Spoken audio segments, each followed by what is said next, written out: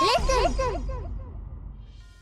Welcome everyone, this is Andre's Restart, and today we are talking about more leaks regarding the Nintendo Switch 2 specs, and breaking it down more fully in terms of what it actually means for Nintendo Switch 2, its games, and not only how they'll look, but how they'll play.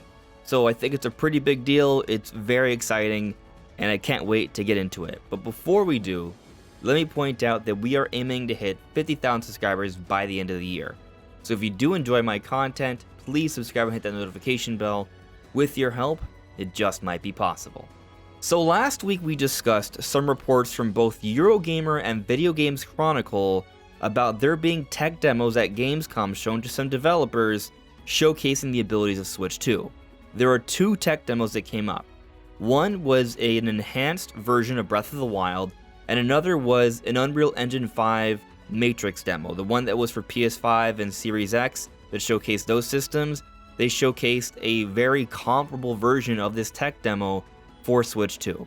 And we talked about some of those implications last week. But we're going to be going into more detail on those, but also, there's new information that surfaced from a few different places. Necrofelipe from Universal Nintendo, who has a decent track record of reporting Nintendo Directs and other reports that seem to have aligned with news sites like Video Games Chronicle and Eurogamer, has added a few more details about the Switch 2 specs. But also on top of that, this morning, Nate the Hate put out his podcast where he added a few more details about these tech demos as well. So we're going to be pulling all this information together and breaking down what it all means for Nintendo Switch 2. So firstly, let's address just the idea of these tech demos, because there has been some discussion on what they might be suggesting. What we need to take into consideration is that these tech demos were shown to developers to showcase the features of this system. So why would they show an enhanced version of Breath of the Wild? Some are thinking that this might mean that the Switch 2 can greatly enhance Switch games. It doesn't necessarily mean backwards compatibility, because it could mean that they're going to add enhanced versions that you buy separately, but it also could mean that maybe there will be games that will get patches or will simply run a little bit better on Switch 2. These are possibilities, but I wouldn't assume any of them. Because another possibility here is that the tech demo is simply meant to showcase how much better a Switch game would run on Switch 2, just to showcase the improvements. Because part of the information that we got today was that Breath of the Wild demo was running at 4K 60 frames per second. And the load times were basically gone entirely. And there's a number of implications with that are significant. But on the note of the Unreal Engine 5 Matrix demo, what that may be suggesting is that high-profile, multi-platform, third-party games that you see coming out regularly on PS5 and Series X likely can also be running on the Nintendo Switch 2. So we should be getting third-party games on Nintendo Switch 2. Power doesn't seem to be the limitation, at least what's being suggested here. But on to the little additional pieces of information we got about the specs from Necrofelipe. There's been a little bit of some confusion on what version of DLSS was being showcased in the tech demo. Necrofelipe is saying that it was 3.1 and not 3.5. But I think there's a lot of confusion on what 3.1 is versus 3.5. So they're different things. DLSS 2 is the technology that a lot of us have been talking about for some time, where it takes an image that's at a lower resolution, and through AI upscaling, it presents that image at a higher resolution. It looks a lot better. It can take something that's like 720p or 1080p and push it to something like a 4K. But then DLSS 3, what that does is generate more frames. So it can take a game that's, say, running at 60 frames per second and push it to 120 frames per second. But then even more recently, Nvidia has come out with DLSS 3.5, and what this does is really improve the upscaling for ray tracing. And if you don't quite understand what ray tracing is, to put it simply, it is the rendering of realistic lighting effects, which ultimately leads to very good looking games, but it can be very demanding. And I think it's important to understand this because there is some debate about what DLSS was being used for the tech demos. Which brings me to the other thing that was said by Necrofelipe. ray tracing is indeed possible, and the RAM apparently for Switch 2 was going to be at 12 gigabytes.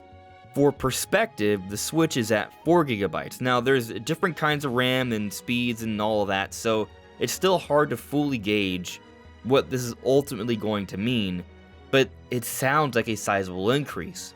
Now, there was an Nvidia leak a while ago where we were seeing that there may be some sort of customized chip of the Orin T234 that may be called the T239. And the idea of this customized chip is that it would be taking features from the current generation and the future generations. Ultimately, a very customized chip. And what's interesting about this is that indeed is what the Switch 2 is, or perhaps even something newer than that, that we're going to see something very customized. And the current chipset inside the base Switch is basically like a stock Nvidia chip. It's not very customized.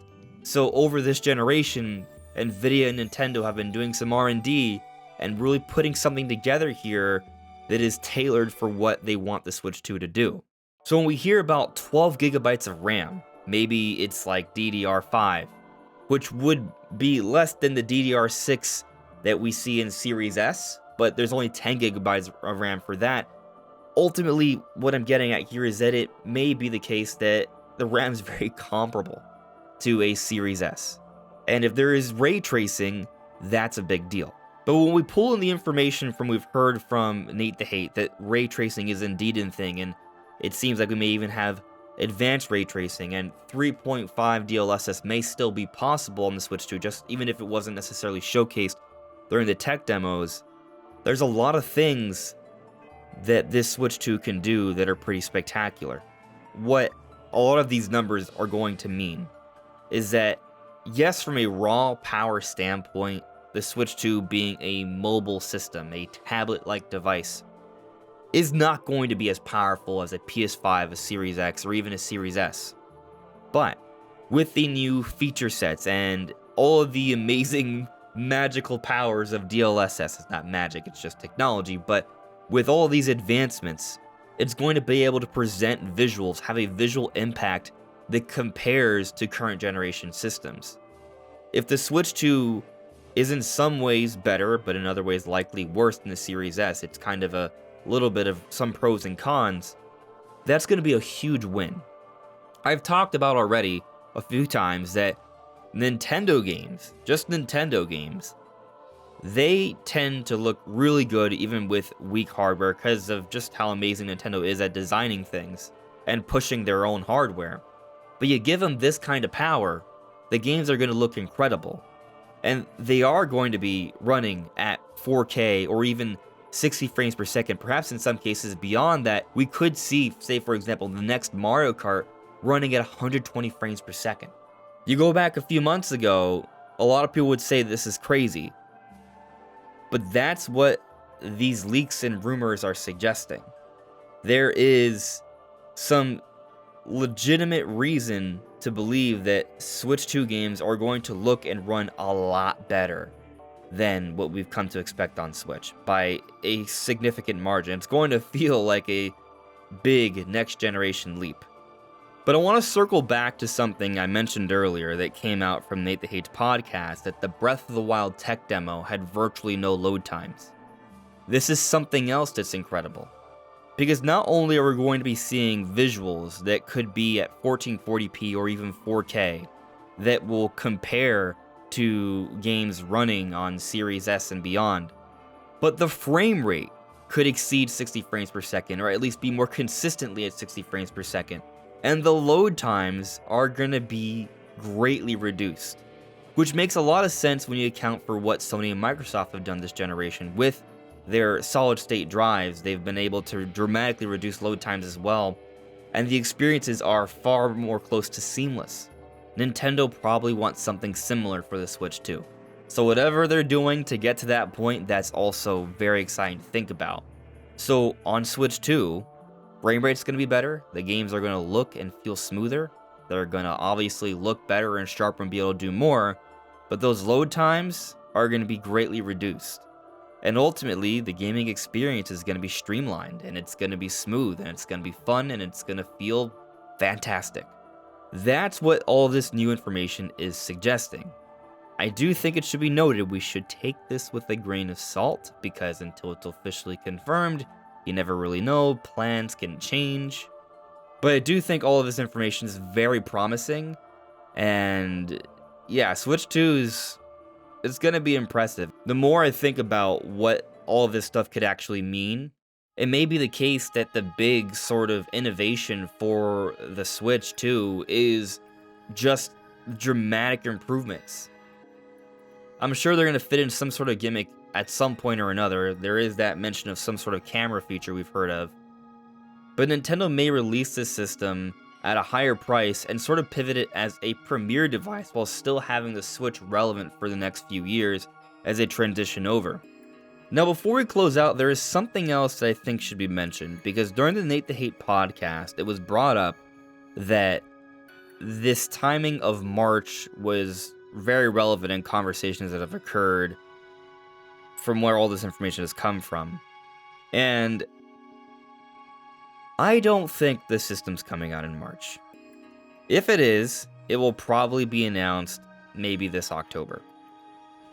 I don't think that's going to happen. If there's any validity to this conversation about March being a significant time for the Switch 2, it's perhaps when it's going to be announced. I was actually talking about this about a week or two ago during the podcast. I think that's probably the best time to announce the Switch 2, because that's the end of the fiscal year.